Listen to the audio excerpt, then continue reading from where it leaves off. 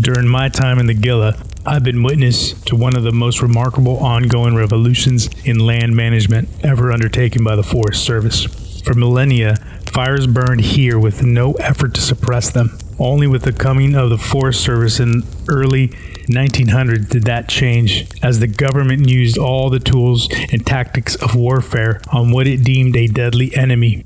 Almost from its infancy, the Forest Service hewn to an unyielding goal: to suppress every single fire as soon as it was detected. In 1934, this approach was codified in the so-called 10 a.m. policy, the aim being to have a fire contained by 10 a.m. on the morning after it was first spotted, or failing that, by 10 a.m. the next morning, and so on.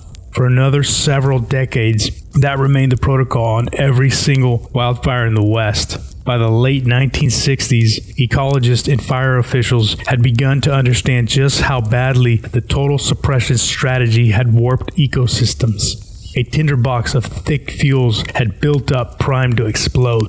Here in the Gila, the ancient fire regime consisted mainly of cool burning surface fires moving through grass and open pine savannas, fires that consumed ground fuels but preserved the mature forest canopy. These fires reoccurred on average once or twice a decade until about 1900. Then, amid heavy livestock grazing and an absence of fire, pinyon and juniper crowded onto grasslands where quick-moving ground fires had once kept the saplings in check.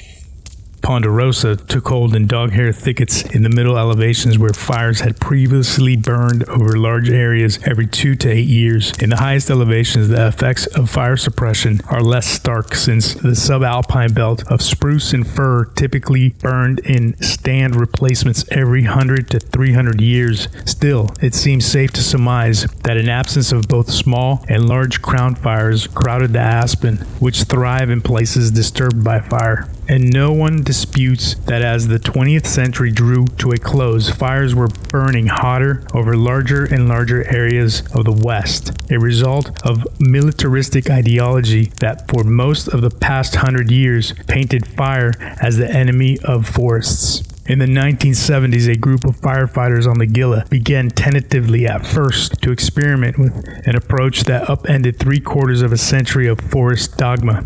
Having studied the effects of suppression regime, they wondered whether it might benefit the health of the forest to return fire to the land. Initially called prescribed natural fire, this policy involved letting some fires burn unchecked towards the end of the fire season, deep inside the wilderness, after the onset of rain had reduced the danger of a big blow-up. The results were promising. The forest showed incredible resilience, green shoots of grass poking through the black within weeks or even days of a burn. Springs that hadn't run in years began to flow again, no longer tapped out by unnatural crowded vegetation. Emboldened by these experiments, fire managers began to allow larger burns earlier in the season, trying their experiments in various field types, from semi-arid grasslands on up to ponderosa savannas and even mixed conifer. It would be difficult to exaggerate how radical the experiment those first prescribed burn fires were in the prevailing mindset of the Forest Service. But their success caused others to take note. In 1987, based on early results from the Gila and the Selway Bitterroot in the Northern Rockies, the two national forests that pioneered the let burn approach, the Forest Service officially rescinded the 10 a.m. policy. What happened here is akin to species reintroduction. Think of fire as an endangered species which, after its nearly century-long absence, we're attempting to restore to a land that evolved with its imprimatur. The two wilderness areas at the heart of the Gila get hit by lightning on average 30,000 times per year, and they comprise less than a quarter of a forest total area.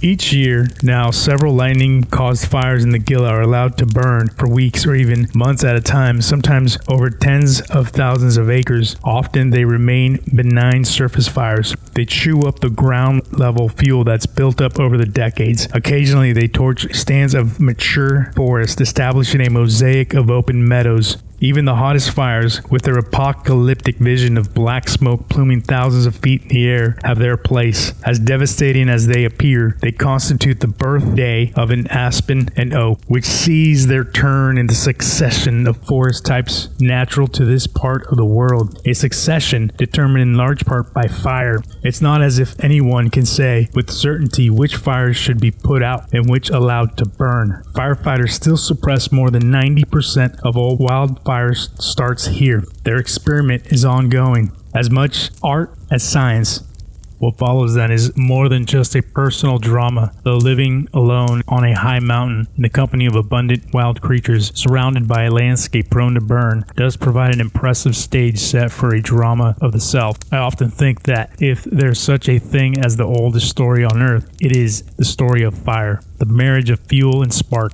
Despite all the vitriol we've directed at it, despite all the technology we've deployed to fight it, wildfire still erupts in the union of earth and sky in the form of a lightning strike to a tree, and there is nothing we can do to preempt it. The best we can do in a place like the Gila is have a human stationed in a high place to cry out the news.